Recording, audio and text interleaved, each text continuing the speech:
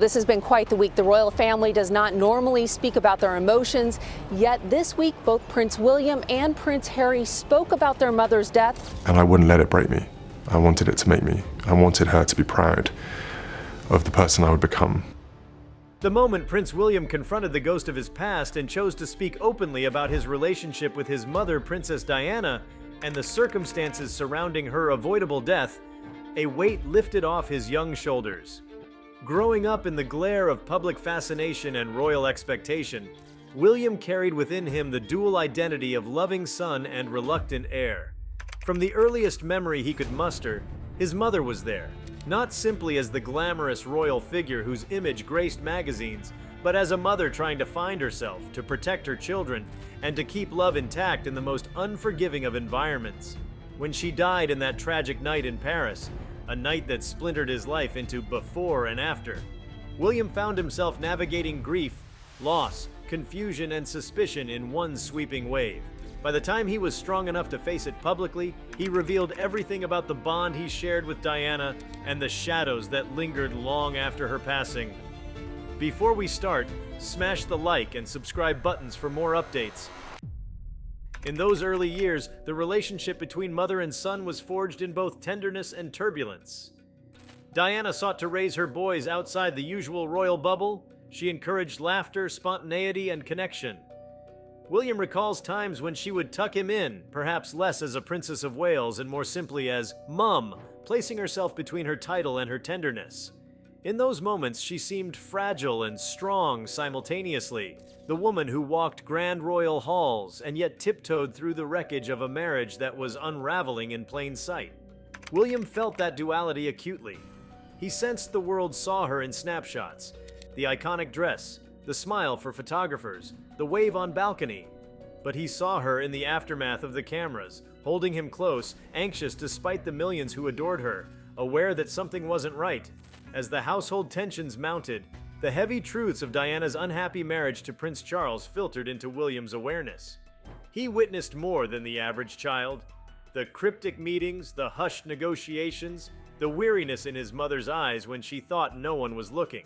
She confided in him differently than in any public statement. Her tone softened at home, vulnerable, trying to shield her boys. William's understanding of his mother matured faster than his years allowed. The line between childhood and adulthood blurred as he became the silent observer of his family's unraveling. Through it all, he felt loyalty and protection, wishing he could be more than a boy walking behind her carriage, wanting simply to be her son. In that life of contradictions, royalty and normality, limelight and loneliness, the photographer's flash and the palace walls coexisted. Diana's immense popularity masked her growing isolation. William felt the tension of her public identity versus her private despair. When she cried, he remembered, it was always for the tabloids, the unrelenting camera lenses chasing her, not for the stage-managed moments. He watched as she fought the feeling of being exposed, no longer just the Princess of Wales, but a woman entrapped in a role she hadn't chosen. In the corridors of Kensington and beyond, William sensed the relentlessness of the press, the intrusion of strangers, the weight of being the people's princess, and also a mother whose simple desire was to protect her children. And William felt the chill of her fear. That fear, he later acknowledged, was less about abstract danger and more about the relentless pressure. He sensed the anxiety that followed her, the need for escape, the yearning for normality that slipped further from reach as the cameras circled. The dynamics in the household changed. Diana began to believe she was being watched, not just by the public, but by forces closer, more intimate. William saw how her mood shifted, how vulnerability replaced the sparkle in her eyes, how the joyous moments grew scarcer. She tried to be a mother first and foremost, but was being pulled back by the machine of monarchy and media. William lived the conflict of loving her eagerly, wanting her to succeed, yet seeing her struggle. When tragedy struck that August night, the car, the pursuit, the tunnel in Paris, the boy who had once been protected found himself facing the opposite, a mother lost to him and to the world at large. In that instant, William's world cracked. He became an orphan in the spotlight, and his connection to Diana became something frozen in memory and myth. The relationship ceased to evolve in person and instead became a legacy he had to carry, preserve, and interpret. Over time, he tried to understand not just what had happened, but why. The crash, the shadows, the unanswered questions. He questioned the circumstances, the countless chasing cameras, the hidden motives, the rush, the tragedy that felt preventable. He carried that suspicion quietly until the day he chose to speak.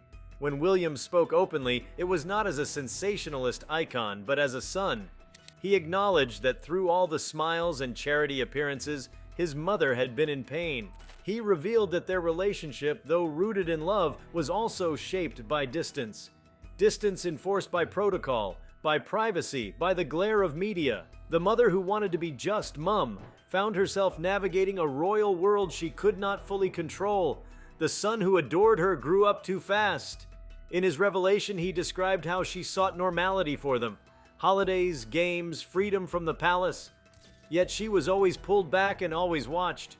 William recognized the duality, his affection for her, and the empathy for the woman she became under unbearable strain. He explained how after her death, the absence of her presence left a silence in his life that echoed with what-ifs. What if the cameras had stayed away that night? What if the car had not been chased? What if the world had allowed her to simply be Diana, rather than the symbol she had to carry? These unspoken questions haunted William. He acknowledged that the suspicion surrounding her death was not a conspiracy in the sense of wild claims, but a deep unease that a woman loved by millions nonetheless died in a way that felt chaotic, accelerated, and tied to the very machinery that had made her famous. He realized that his relationship with her was now as much about memory and legacy as it had ever been about immediacy and childhood. William also described how the public's perception of Diana shaped his perception of her. He grew up seeing how the world applauded her kindness, her style, her warmth. He learned how easily admiration could turn into exploitation. He witnessed the press intrude into family life, treat his mother not as a mother but as a commodity. That atmosphere changed the nature of their interaction. He became protective, cautious. He sensed early that his mother's battles were connected to something bigger: the slow erosion of privacy, the pressure of perfection, the mismatch between human need and institution. When he reflected outwardly, he underscored that their bond had been influenced not just by love, but by the struggle she endured. In revealing everything about their relationship, William showed how their last years together were overshadowed by events beyond their control. He recalled that the fun times still existed: skiing holidays, secret jokes, glimpses of the mother he knew before the world consumed her. He emphasized that she was not defined solely by her pain, but by her resilience, humor, and devotion to her children. He wanted to set the record straight. Yes, she was wounded. Yes, she was followed. Yes, the institution around her was unforgiving. But she was first and foremost his mother, trying to do the best she could under impossible conditions. Through his eyes, one sees a woman of extraordinary strength and enduring weakness, a mother giving everything despite being smothered by the machinery she served. The suspicion that clung to Diana's death became, in William's telling, an extension of their relationship. It became clear to him that the same forces that shaped her life, the media glare, the royal pressures, the chase for perfection, might also have shaped her death. William did not present exaggerated claims, but rather a sober observation. His mother was running before, her company trailing by motorbikes and flashes. The fatal moment seemed a continuation of that chase. He thought of how the car crash did not happen in some remote wilderness, but in a city, under lights, with cameras, and with a sense of speed that felt charged by everything the family had lived through. The suspicion lay not just in the crash itself, but in the sense of inevitability that haunted the buildup. In speaking out, William revealed his anger, his sadness, his longing, and his clarity. He spoke of how he had grown up with an image of his mother frozen at 36, and how he refused to let her story be simplified into glossy reminiscence. He wanted the world to see the woman behind the title, the mother behind the icon, and the collapse behind the facade. He also wanted the truth of what his relationship with her meant: the laughter, the arguments, the protective moments, the scars. He made it clear that in many ways he and his mother grew together, changed together, and ultimately parted together, and that her death left him walking two paths at once. the man he is publicly and the son who carries private grief. As his revelations gathered attention, others listened differently. The public had long adored Diana, but they rarely heard her son map out the emotional terrain so frankly. William's willingness to discuss how the pressures of public life shaped and distorted his mother's final years offered new insight. The implication was significant. If the relationship between mother and son was impacted by institution and media, then so too was her fate. He invited reflection on how one of the most recognizable women in the world could still end up vulnerable and unprotected. He suggested that love, however profound, is not always enough when the external forces converge against you. The world often remembers Diana through photographs, but William remembers her in motion, her gestures, her sudden bursts of laughter, the way she would look over her shoulder when she felt watched. Those movements told him more than words ever could. When he spoke of her recently, he painted an image that felt raw and haunting, his mother always moving, rarely still, as if she were forever trying to outrun something unseen. For William, her life seemed like an endless chase, not simply from paparazzi, but from sorrow itself. The revelation of his memories peeled back the layers of what had long been mythologized. To understand what her death meant, he wanted to first explain who she had been to him, a woman aware that love and danger were becoming inseparable in her world. William described the years leading up to the tragedy as years of warning signs. He recalled his mother's growing unease, how she had started to distrust the spaces she once felt safe in, how she spoke more carefully, how her circle of trust tightened. He sensed that she carried burdens she would not entirely share. Her eyes, once open and bright, had started to flicker with guardedness. The changes were subtle, but they marked a shift from the carefree mother he had known to someone increasingly cautious. She had become alert to patterns, the same faces following her, the same questions from journalists framed in new ways, the same subtle whispers that reached her through back channels. William now understood that she had been living in a state of quiet siege, and he felt powerless to intervene.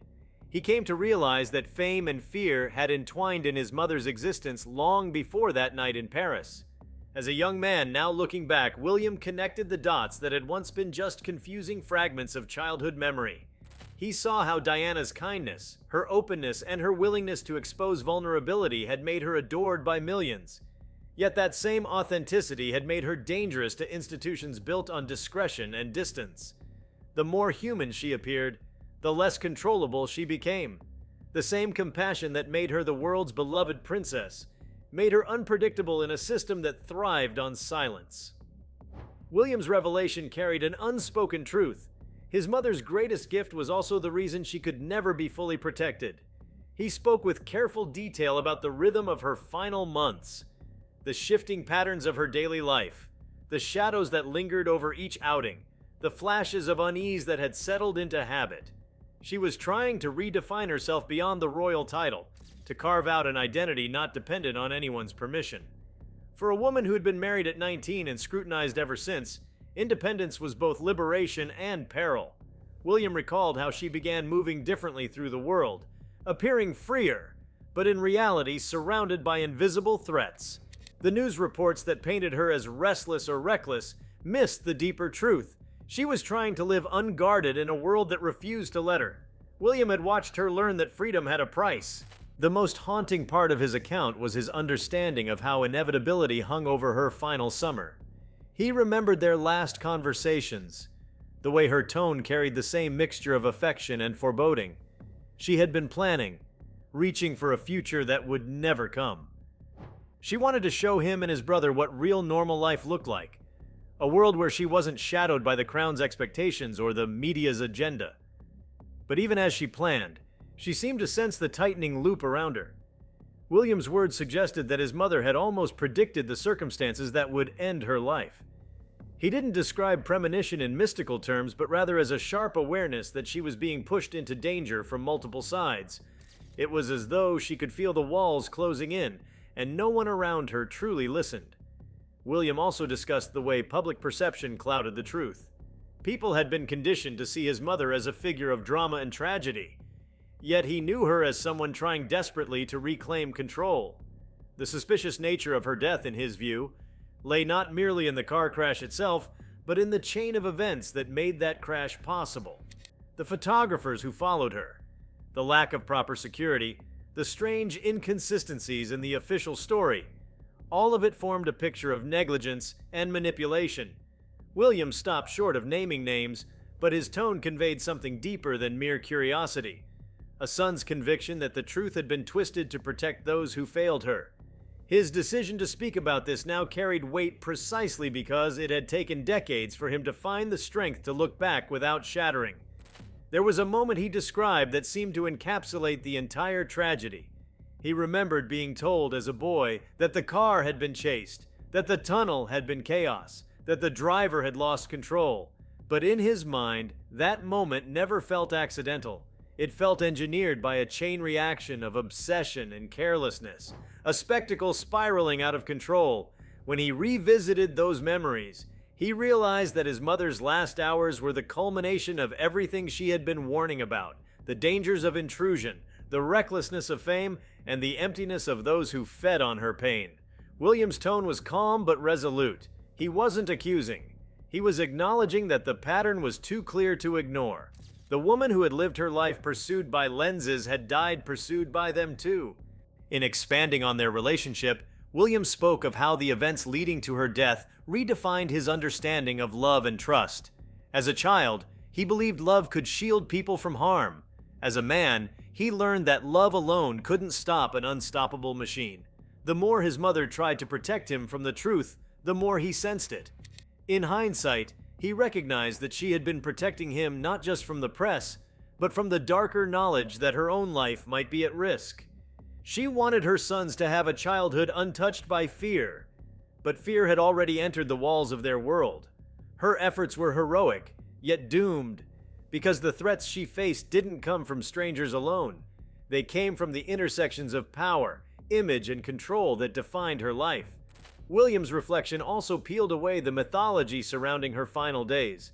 He described how, behind the glamorous images and public speculation, she had been isolated. The people around her had begun to change. Advisors came and went, loyalties shifted, and she trusted fewer faces. The more she stepped outside the royal system, the more she attracted scrutiny. Her private life became the front page, her every action interpreted through the lens of scandal or rebellion. William realized with painful clarity that she had been fighting a battle no one else could win, a battle to define herself as a person in a world that had decided she was property. The tragedy of her death, he understood, was not just that it happened, but that it had always been waiting to happen. He also painted a picture of her final moments of happiness, fleeting, fragile, but real. She had begun to smile again, to imagine a different kind of life. He remembered her speaking of new projects, new places, and new peace. But the optimism was constantly interrupted by fear. William now interprets those oscillations as evidence of her awareness that danger was never far away. He connected her sudden joy with the instinct of someone who knows time is running out. Each laugh, each photograph from that summer feels in retrospect like a farewell. He understood that even her defiance, her choice to live publicly, to show herself despite the pressure, was a way of seizing control over a story that had already been taken from her. What makes William's revelation so compelling is that he did not try to sanctify her. He spoke of her complexity, her temper, her impulsiveness, her restlessness. He painted her as human, not flawless. Yet in that honesty, her humanity becomes her strength. He admired her not because she was perfect, but because she was brave enough to be imperfect in public. In a world of polished statements and managed appearances, she had dared to be emotional, candid, real. That vulnerability frightened those who built their power on secrecy. William's reflections suggested that his mother's authenticity, though beloved by the public, made her a liability in a structure that preferred silence. Her death, therefore, felt not only tragic but symptomatic. The inevitable collapse of a woman who refused to play by the rules of containment. William's account of his own awakening to these truths reads like a quiet investigation. He didn't stumble upon revelations suddenly. They gathered slowly, over years of unanswered questions and conflicting reports. The contradictions between what he was told and what he felt deep inside began to clash. As he grew older, he studied the details, The timing, the routes, the inconsistencies in the reports, the missing evidence, each piece added to his unease. He didn't claim grand conspiracies, but he acknowledged that the official version of events felt incomplete. His mother's story, he felt, had been curated to avoid discomfort, to close a wound too painful to expose. By speaking openly now, he broke that silence, reopening the wound but allowing light to reach it for the first time. There is a deep emotional intelligence in how William frames his revelation. He isn't searching for villains, he's searching for understanding. He wants the world to grasp how fame can consume humanity, how love can turn into leverage, and how an institution can become both home and prison. His reflection is not about assigning blame, but about acknowledging cost. The cost of neglect, the cost of obsession, the cost of silencing truth. He wants people to understand that his mother's death was not random. It was the last chapter in a story that had been spiraling toward tragedy for years. And within that story, their relationship stood as both sanctuary and casualty. The suspicion surrounding her death remains, but William's account shifts its focus. He doesn't dwell on theories or documents. He dwells on the feeling, the instinct that something was fundamentally wrong. He described how his mother's intuition had often proven right, how she had sensed betrayals before they were visible, how she had known when danger was near. When he looks back now, he sees the trail she left, her words, her actions, her attempts to warn those around her. It wasn't paranoia, he believes, but perception. She could feel currents that others ignored. In that sense, her life became a series of signals no one decoded until it was too late. William's revelation turns those ignored warnings into the foundation of his understanding. Through his voice, the story becomes one not just of death, but of disconnection. How people can see and yet not act, know and yet not protect. William's mother lived surrounded by power, yet died unguarded in a tunnel. That contradiction became his lifelong burden. He described how it shaped his view of loyalty and duty, how it taught him that appearances often mask neglect. The system that claimed to value her had failed her most basic need, safety. He saw how the machinery of reputation management had prioritized damage control over compassion. That awareness seeded his own determination to be different, to protect rather than preserve appearances. His relationship with Diana, he said, was not only about love, but about learning what not to repeat. As he revisited their bond, he also confronted the loneliness of legacy. Being Diana's son meant living in constant comparison, under the same gaze that had destroyed her peace. The revelation of his inner thoughts showed how deeply he understood the cycle, how public adoration could turn invasive, how sympathy could morph into consumption. He recognized that the same fascination that made his mother immortalized also stripped her of her privacy. He felt the paradox of a world that mourned her, but had never allowed her to live freely. In that recognition lay his suspicion that the forces surrounding her were less about hatred and more about possession. Everyone wanted a piece of Diana, and in the end, that desire consumed her. William's words carried another layer, a quiet accusation against indifference. He spoke of the many people who might have intervened, who might have changed the outcome, but didn't. He recalled how his mother had reached out for protection, but the responses had been slow or politically measured. He understood now that she had been caught between too many interests: the palace, the press, her own need for independence. In such a collision, someone was bound to lose. When the crash happened, it felt to him not like fate, but like the inevitable consequence of everyone looking away until it was too late. That realization stayed with him, the knowledge that neglect can kill as surely as malice. His reflection also reveals how memory becomes both curse and compass. For years he avoided thinking about the details. The pain was too great. But when he finally allowed himself to revisit them, he found patterns of meaning. Each recollection of his mother became a clue to her character, to her fear, to the invisible tensions that shaped her world. He spoke of how certain sounds, flashes of light, or fragments of conversation could still bring her back to him. In those memories, he saw both love and warning. She had been trying to tell the world something, and he realized that perhaps his role now was to finish what she had begun, to turn her experience into truth. William's revelation also forces a re-examination of how power protects itself. By exposing his perspective, he invited reflection on the mechanisms that decide what is revealed and what is hidden. He hinted that his mother's independence had been inconvenient to those invested in control. She represented empathy in a hierarchy built on restraint, emotion in a system built on stoicism. Her death, suspicious or not, symbolized the cost of defying the balance. For William, that realization turned grief into clarity. He began to see that his relationship with his mother was not just personal, it was political. Her struggle to remain authentic had become a mirror for his own choices within the institution he now represents. He reflected on her courage, how she faced rooms filled with judgment and still smiled, how she entered hospitals filled with suffering and emerged stronger. These moments defined her far more than the glamour ever did. He knew now that her strength was misunderstood. She wasn't fearless because she lacked fear, but because she moved through it daily. Her decision to love openly, to comfort the unwanted, to confront stigma, all of it placed her at odds with the power structures around her. In William's understanding, that defiance made her dangerous to the status quo. It wasn't a car alone that killed her, it was the collision between humanity and system. And in revealing that, William illuminated a truth that had long remained unspoken. As his account deepened, he also shared how the passage of time had sharpened rather than softened his understanding. Distance gave him perspective. It allowed him to see patterns hidden by grief.